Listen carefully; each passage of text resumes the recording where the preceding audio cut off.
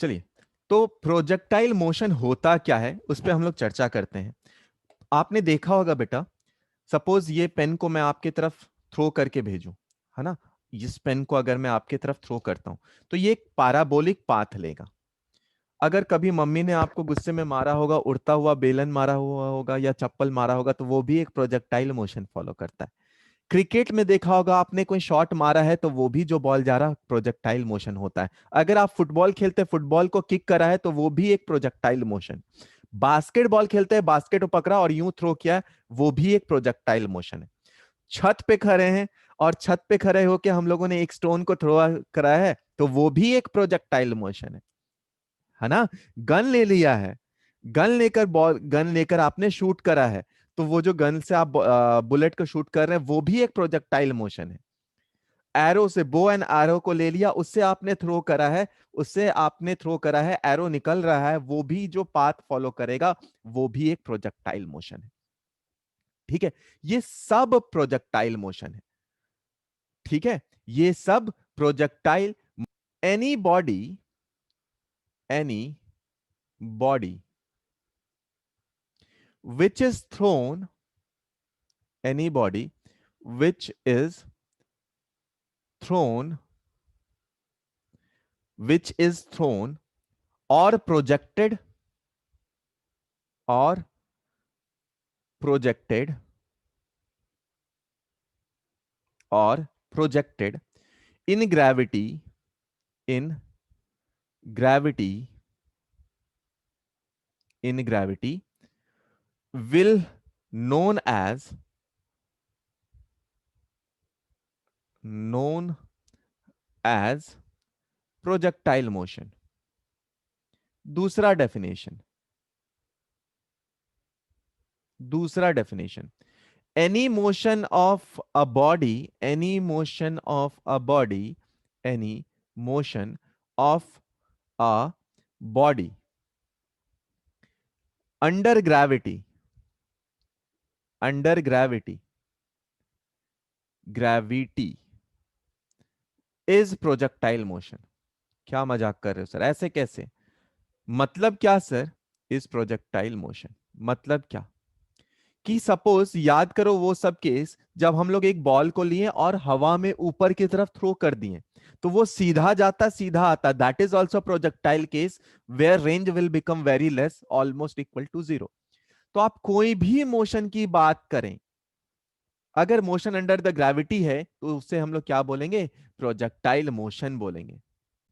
चलिए, examples are, इसके examples लिख लीजिएगा। एग्जाम्पल्स आर, प्रोजेक्टाइल के एग्जाम्पल क्या क्या है? प्रोजेक्टाइल के एग्जाम्पल क्या क्या है? Footballer kicking a football, footballer kicking a football. Next next example, bullet, bullet coming out of, bullet coming out of, bullet coming out of gun, bullet coming out of gun, bullet coming out of gun. Arrow coming out of बो, arrow coming out of बो, etc. These all are examples, or these all are example of projectile motion. These all are example of projectile motion. ठीक है, these all are example of projectile motion. Let us now study projectile motion. So assume करते बिल्कुल प्रेम से समझिएगा कि अगर आप किसी ऑब्जेक्ट को थ्रो कर रहे हैं, तो मान लो इसकी वेलोसिटी है u जिससे आप थ्रो कर रहे हैं, किसी एंगल थीटा से हम लोग थ्रो कर रहे हैं। और एक बात, जो एयर रेसिस्टेंस है उसको नेग्लिजिबल लिया है हम लोगों ने, एयर ड्रैग का इफेक्ट नहीं लिया है। अगर एयर ड्रैग का इफेक्ट लेंगे तो अपने को पता है, हम लोगों ने सीखा है कि अपवर्ड का टाइम और डाउनवर्ड का टाइम अलग अलग हो जाता है ना। तो हम लोगों ने क्या लिया? You and theta. अब देखो बेटा, ये जो डिस्टेंस है, ये जो डिस्टेंस है, इस डिस्टेंस को क्या बोलते हैं हम लोग? ये है मैक्सिमम हॉरिजॉन्टल डिस्टेंस जो ये कवर कर पा रहा है। ये है मैक्सिमम हॉरिजॉन्टल डिस्टेंस जो ये कवर कर पा रहा, और ये है मैक्सिमम वर्टिकल डिस्टेंस जो ये कवर कर रहा। ठीक है, तो मैक्सिमम हॉरिजॉन्टल डिस्टेंस जो ये कवर करेगा उसे हम लोग बोलेंगे, उसे हम लोग बोलेंगे, क्या बोलेंगे, उसे हम लोग बोलेंगे रेंज, जिसे आप आर से डिनोट करेंगे। जो मैक्सिमम वर्टिकल डिस्टेंस ये कवर करेगा उसे हम लोग बोलेंगे हाइट, जिसे आप एच से डिनोट करेंगे। ठीक है, ठीक है। अब देखो बेटा, इसको स्टडी करने का बहुत सिंपल सा तरीका है। रिलेटिव मोशन इन 2D क्या बताया था? जब हम लोग टॉपिक को स्टार्ट करे थे तभी ये बात किए थे कि मोशन इन 2D कहने का क्या मतलब है। आप मोशन इन स्ट्रेट लाइन ही पढ़ो, बट दो डायरेक्शन में पढ़ो। तो मोशन इन स्ट्रेट लाइन दो डायरेक्शन में हम लोग पढ़ने वाले। तो आओ एक्स डायरेक्शन में लिखते हैं, एक्स डायरेक्शन में क्या होगा और वाई डायरेक्शन में क्या होगा। एक्स डायरेक्शन में एंड वाई डायरेक्शन में क्या क्या होगा। अच्छा, तो एक्स डायरेक्शन में बेटा अपने को पता है इसका कुछ कंपोनेंट ऑफ वेलोसिटी हो जाएगा। तो इस u का component along the horizontal direction कितना होगा, बता सकते हैं क्या हम लोग, जानते हैं क्या कितना होगा? और अलोंग वर्टिकल डायरेक्शन में हम लोग बता सकते हैं कि नहीं? तो सभी बच्चे बताना कि हम लोग you cos horizontal theta and sir, in vertical horizontal. बता सकते हैं। आइए, तो हॉरिजॉन्टल डायरेक्शन में इसकी जो वेलोसिटी होगी वो कितनी होगी, यू कॉस थीटा के बराबर, और वर्टिकल डायरेक्शन में हो जाएगी यू साइन थीटा, है ना। चलो, तो हॉरिजॉन्टल डायरेक्शन में हम लोग लिख रहे हैं u x is equal to u cos theta. Similarly vertical direction में हम लोग लिख रहे हैं यू वाई, जिसकी वैल्यू है क्या, यू साइन थीटा। अच्छा, क्या एक्स डायरेक्शन में कोई एक्सलरेशन है क्या, एक्स डायरेक्शन में कोई एक्सलरेशन है, एक्स डायरेक्शन में कोई एक्सलरेशन है क्या, है नहीं है? सोचो, एक्स डायरेक्शन में हॉरिजॉन्टल डायरेक्शन में बेटा एक्सलरेशन कितना है? हम लोग जानते हैं हॉरिजॉन्टल डायरेक्शन में कोई फोर्स नहीं है, तो हॉरिजॉन्टल डायरेक्शन में एक्सलरेशन की वैल्यू 0 है। वर्टिकल डायरेक्शन में कितना फोर्स है, वर्टिकल डायरेक्शन में फोर्स या फिर एक्सलरेशन कितना है बताओ। माइनस। अब हम लोग बात करते हैं टाइम ऑफ फ्लाइट या time in upward journey, time in upward journey, time in upward journey या अपवर्ड मोशन।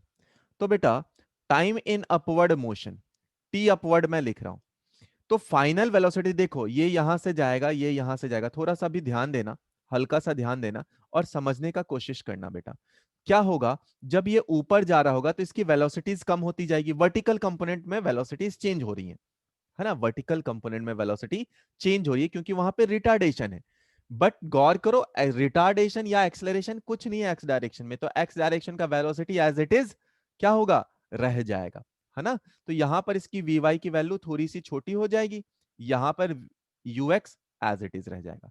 जो मैक्सिमम हाइट है, यहां पर वी वाई की वैल्यू कितनी होगी, 0 होगी। बट एक्स डायरेक्शन में कोई चेंज होगा क्या, नहीं होगा, तो वी वाई जो ux है वो एज इट इज रह जाएगा, मतलब u cos थीटा।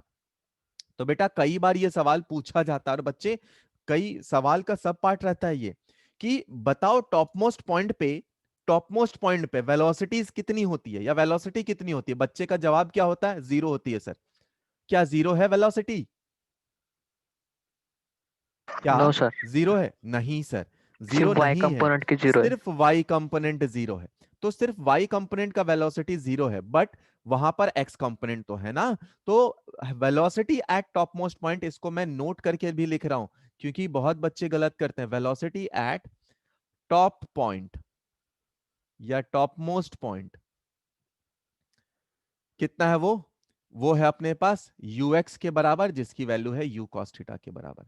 अच्छा, तो आपको टाइम इन अपवर्ड मोशन निकालना, vy आपको दिख रहा है कि 0 हो रहा है, vx कितना था अपने पास, वी, हाँ, कि टाइम इन अपवर्ड मोशन हम लोग बात कर रहे थे, तो अपने को पता ux कितना है, u साइन थीटा, और vy कितना है, 0। तो अपने को पता vy इज इक्वल टू 0 है, but uy is equal to अपने को पता u साइन थीटा है, और एक्सलरेशन इन y डायरेक्शन कितना है, माइनस जी के बराबर है। तो हम लोग कौन सा इक्वेशन लिख दे, अपने को पता v y is equal to क्या लिख सकते हैं आप, u y minus a t यहां पे लिख सकते हैं, या u y plus a t लिख लेते हैं, ए की वैल्यू माइनस जी है, ए वाई इंटू टी। तो इसकी वैल्यू आ गई 0, इसकी वैल्यू है यू वाई, यहां पर है माइनस जी इंटू टी। तो टाइम इन अपवर्ड मोशन कितना आ गया बेटा, ये आया यू वाई अपॉन जी के बराबर आ गया ना। अब अपने को पता है कि जितने से ये ऊपर जाता है सेम टाइम से नीचे आता है, तो जितने टाइम में ये ऊपर की तरफ ट्रैवल करेगा उतने ही टाइम पे नीचे की तरफ भी ट्रैवल करेगा, मतलब टाइम इन डाउनवर्ड जर्नी वो भी सेम रहेगा। तो अगर मैं बोलूं टाइम ऑफ फ्लाइट, ये काम का है, टाइम ऑफ फ्लाइट, तो टाइम ऑफ फ्लाइट कितना है होगा बेटा, टाइम ऑफ फ्लाइट, तो कैपिटल टी अगर बोल दें तो this is equal to 2 into upward या डाउनवर्ड दोनों सेम ही है। तो दिस इज इक्वल टू, आप क्या लिख सकते हैं टाइम ऑफ फ्लाइट को, 2 times u y into u y divided by g.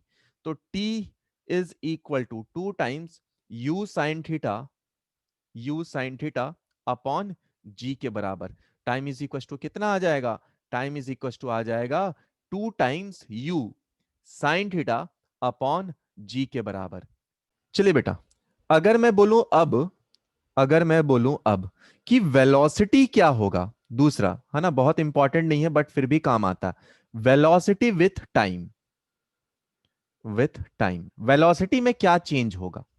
तो अपने को पता है कि एक्स डायरेक्शन में कोई वेलोसिटी चेंज होगा क्या, एक्स डायरेक्शन में नो कोई सर। वेलोसिटी चेंज होगा क्या, आंसर इज नो। तो एक्स डायरेक्शन में वेलोसिटी हमेशा यूएक्स ही रह जाएगा। क्यों, क्योंकि कोई एक्सेलरेशन रिटार्डेशन नहीं है। बहुत बढ़िया। वाई डायरेक्शन में अगर हम लोग लिखें तो हाँ सर, वाई डायरेक्शन का वेलोसिटी चेंज हो रहा, तो आप क्या लिख सकते हैं, आप लिख सकते हैं v y is equal to, कितना लिख सकते हैं आप, u y minus g t लिख सकते हैं, है ना। तो किसी भी टाइम पे अगर आपसे वेलोसिटी पूछा जाए तो आप लिख सकते हैं v y is equal to u y minus g t लिख सकते हैं। अब बात करते हैं हम लोग रेंज निकालने का, हॉरिजॉन्टल रेंज, है ना। तो हम लोग बात कर रहे हैं क्या, रेंज निकालने का। रेंज कैसे निकालेंगे, देखो बेटा, आपको एक्स डायरेक्शन में निकालना है ना, रेंज है एक्स डायरेक्शन में, तो एक्स डायरेक्शन में वेलोसिटी कितनी है अपने पास, वो तो अपने को पता है कि हमेशा सेम रहेगा यू एक्स, और वो है यू कॉस थीटा। अब देखो टी टाइम में क्या हुआ, पार्टिकल टाइम ऑफ फ्लाइट में क्या हुआ, पार्टिकल यहां से चला, यहां से चला, यहां से चला, यहां से चला, ऊपर पहुंचा, और यहां से नीचे आया, नीचे आया, नीचे आया। इसी को हम लोगों ने बोला था टाइम ऑफ फ्लाइट। और उसी टाइम में तो इसने हॉरिजॉन्टल डिस्टेंस भी कवर किया ना। तो आप रेंज इज इक्वल टू क्या लिख सकते हैं, रेंज इज इक्वल टू लिख सकते हैं हम लोग u x into time of flight. देखो कितने आसानी से बन जाएगा। तो टाइम ऑफ फ्लाइट और यूएक्स लिखो, u cos theta. Time of flight को कितना लिख सकते हैं बेटा आप, u 2 times u into sine theta upon g. अब देखो, 2 sin थीटा कॉस थीटा, इसका फॉर्मूला हम लोग लिखे थे, 2 sin थीटा कॉस थीटा क्या होता है, ये होता है u square into sine 2 theta upon g के बराबर, साइन 2 थीटा अपॉन जी के बराबर। क्यों, क्योंकि साइन 2 थीटा की वैल्यू कितनी होती है, ये होती है 2 times of sine theta cos theta के बराबर, 2 times of sine theta into cos theta के बराबर। ठीक है। तो आप रेंज को बेटा, रेंज का फॉर्मूला क्या आ गया, रेंज का फॉर्मूला आया u square sine theta upon upon sine 2 theta upon g के बराबर। अब हम लोग बात करते हैं, अच्छा टाइम ऑफ फ्लाइट का क्या फॉर्मूला था, वो था 2u sin theta upon g के बराबर, यही था ना। अब हम लोग बात करते हैं मैक्सिमम हाइट। तो बेटा मैक्सिमम हाइट कितना ये पहुंचा है, इसकी वैल्यू है कैपिटल एच, इसकी वैल्यू है कैपिटल एच। ठीक है। तो इसको कैसे निकाल सकते हैं बेटा, देखो इसको निकालने के बहुत तरीके हैं, आप कुछ भी निकालो आंसर सेम आएगा। कौन कौन सा, देखो डिस्टेंस निकालने का क्या क्या फॉर्मूला होता है, एक होता है v square equal to u square plus 2gh, दूसरा क्या होता है x is equal to u t plus half a t square. आप दोनों से निकालें जवाब सेम आएगा। अब यहां पे आता चतुराई, है ना, अपन कितने चतुर हैं, चतुर होना इज गुड, है ना। तो कितने चतुराई से अपन सवाल को कर सकते हैं। एक्स वाला इक्वेशन में देखो 3 पार्ट है, x is equal to u t plus, वहां पे कैलकुलेशन में टाइम लग सकता है। आसान क्या होगा, अपने को पता है v y is equal to 0 है, यूएक्स पता है, तो आसान क्या होगा, देखो आप किसी से भी निकालो तो आप निकाल सकते हो, मैं दोनों इक्वेशन लिख दे रहा हूं, u y into time minus half a y into t square, है ना। और दूसरा आप क्या निकाल सकते हैं, दूसरा निकाल सकते हैं v y square is equal to u y square plus 2GH plus 2GH। तो मैं कौन सा यूज करूंगा, पहला या दूसरा? यहां पर 3 बार सॉल्व करना होगा। यहां पर मुझे पता Vy की वैल्यू है कितनी, 0, है ना। यहाँ पे -2GH है, -2GH, क्योंकि जी नीचे की तरफ लग रहा।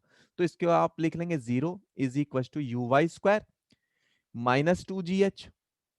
तो H की वैल्यू कितनी आ गई बेटा, H की वैल्यू आई U² sine U² sine square theta upon U² sine square theta upon 2G के बराबर।